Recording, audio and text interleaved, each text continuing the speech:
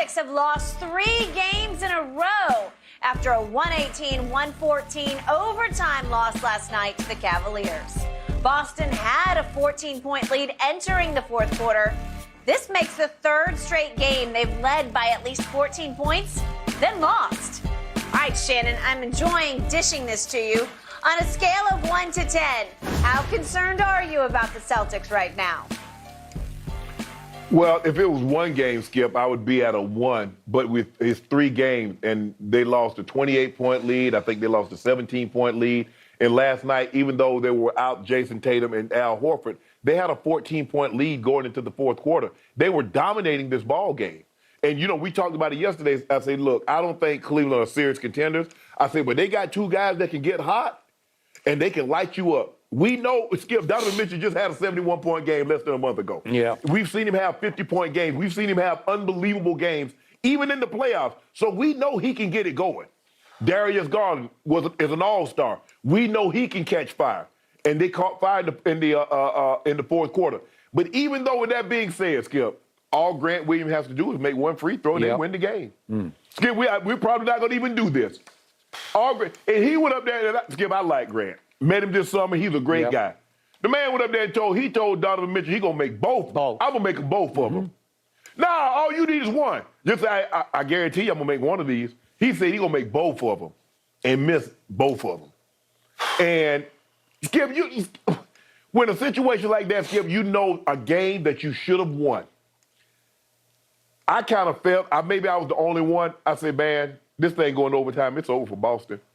Y'all supposed to have won this in regulation. Yeah. It was a foul. The officials, I'm glad the officials didn't take the easy way out, Skip, like, Agreed. oh, no, swallow their whistles. No. It was a foul. It was a foul. Grant Williams got to step to the free throw line, and Skip, he has to make one of those free throws. But I think it's the cause for concern, Skip, because, look, a 28-point lead to a team that doesn't have KD, that doesn't have Kyrie, and it's the manner in which they're executing well offensively. But on the defensive end, late in ball game, Skip, they had an 11-point lead with 5 minutes to go. And the ball. So I got the ball in my arm.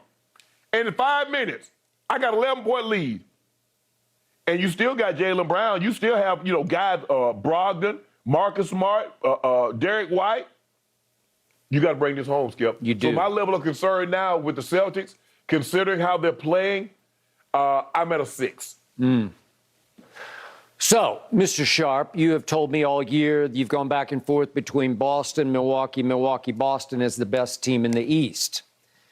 Something is amiss with Boston. Not with Milwaukee, but with Boston. Okay.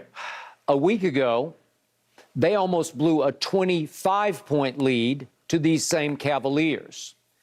Right. Then they turned around 2 nights later, and as you pointed out, at home to Brooklyn without Kevin Durant and Kyrie and James Harden and on and on. They blew a 28-point lead and lost by 10 at home. Then they lost a 15-point lead to the Knicks, lost in overtime, double overtime. And then last night, 14-point lead in the third quarter, albeit without Jason Tatum, without Al Horford, without Robert Williams. I give you that. But you still had them 14 down mid-third quarter, and you did have Jaylen Brown. And I love Jaylen Brown. I keep telling you, I fear him more when I'm sort of betting against Boston than I do even Jason Tatum. And Jaylen put up nice numbers last night. He scored 32, but he was 1 of 7 from 3. He had 13 rebounds. He had 9 assists. But the 1 of 7 won't cut it because you need to make more big shots. And in the fourth quarter, he scored 5 total points and missed both of his threes. Well, you can't do it because they're looking to you as the solo star to make a shot. And then I got to piggyback your point about, listen, the Cavaliers played Grant Williams like a fiddle at the free throw line because they played it beautifully because first Donovan goes up and talks to him and says, you're going to miss both. And he said, no, I'm going to make both of them. And then he misses the first one, and they did a great job, if we could see it, of just distracting him. It's almost like icing the kicker in football. First, he walks up and stands in front of him. I think this is at the first. I believe that's the first.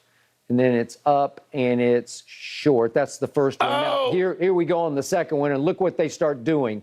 They start doing Grand Central Station to him. They walk across the lane, and then Karis LeVert walked across the lane, and here comes Darius Garland. There goes Karis LeVert. He's going back and forth, and they're just jacking with him. You know, they're just jacking with his psyche, and he shoots it a little farther, maybe a little too far. He overcompensates and misses. And to your point, once you go to overtime, you know what's coming.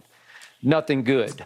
So, Skip, but you know Grant Williams over the last 2 seasons is an 86% free throw shooter. I know. No, he's a really good free throw shooter, but not 66, 86. That pressure, though. That's different. And not only that, but he knows what we know, that they know, that we know, which is they're struggling. They're spiraling down right now. And they've lost their mojo. They've lost their way. And so he's feeling the weight of the team on his still young shoulders. And with 2 free throws to just make 1, once you miss the first one, I think you're done. You got to make the first one or you're going to miss the second one. So big picture, your Boston Celtics with the law firm of Jason and Jalen. Okay, they have now lost 3 games to the Cavaliers. No huge shame, but they have lost 3 times. They've lost 3 games to the Knicks already. They've lost 3 games to Orlando, 2 of them at home. At home. And they've lost to Chicago twice. They've lost to the Pacers. They've lost to Oklahoma City. They have some bad losses. They have some big wins. There are nights when you look at them and say, boy, they look like they could win it all this year. Okay? Yes. I got it. But I'm watching on my DirecTV feed last night the postgame on the Boston Network featuring our man Eddie House and our friend Kendrick Perkins. And I was a little surprised Kendrick was strong about Joe Mazzulla last night, saying that he does not think, I hope I'm expressing it correctly, but he doesn't think these players fear Joe Mazzulla the way they did Ime Udoka a year ago, you know, the previous regime. And I'm a big Ime fan. Right. But that they're taking quick shots, that they're not playing defense the way they used to because there's not the fear factor of the younger coach right now. And then Kendrick was critical of him because we'd seen Joe Mazzulla in the postgame, and he was getting into it, going back and forth with the media. And to Kendrick's point, you can't do that. They're just asking questions that are obvious, natural question to ask, especially at this point after you blow another big lead. So my point is, something is really amiss here, and I keep telling you, here come the Sixers, and again, they gave up a bunch of points last night at Indiana, but they did prevail at Indiana because Joel Embiid is a flat-out monster. He got 42. He was just completely unguardable. He made 19 free throws, Skip. 19 of 19. 19 of 19. Again, that's shooting a lot of free throws, but he makes 19 free throws. Are you kidding me? He needed all of them. And James Harden had 20 assists, but it's pretty easy when you got that 7-foot monster that you can lob it into because he made 11 of 16 shots. But I love the Sixers. I do love their depth. I love their firepower. I love Maxey. I love the waves of scores that they can bring off the bench. And all of a sudden, Milwaukee's ahead, Boston's 2 out, but Philly's only 4 out. So here come the Sixers, and I'm still sticking with the Sixers. They're not catching Milwaukee. They probably won't catch Milwaukee, but they could catch Boston. Well, I mean, they're going to meet the same fate. Giannis. I mean, you heard the Greek tragedies? Yeah. Right? Yeah. Okay, then. So you already know that's your expertise. That's your expertise, right? Okay, and your point is what? My point is you can talk about that monster, that 7'2" monster, and James Harden and Tyrese Maxey. It don't matter. No. We got Giannis Antetokounmpo. Okay.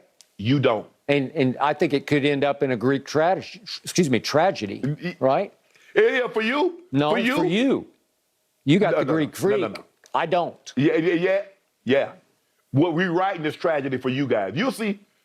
Skip, you already know how many times must Philly disappoint you come playoff time for you to finally say, I mean, you keep banging your head on my wall. It's like, you know you're going to have a headache in the morning, but you still do it. How many times must they disappoint you? They disappointed you against Toronto. They disappointed you against the Hawks. They disappointed you last year. They keep disappointing you, but you keep going back. I still believe in Doc Rivers. I know he's on something of a hot seat this year because they better perform and produce in the postseason. But I still believe in Doc, and I believe in Joel Embiid as long as he, knock on wood, stays healthy and doesn't get an upset stomach. Right? You know what's coming, Skip. You know Giannis in these playoffs, man. Yeah. Ever since you talk about they built the wall and he can't.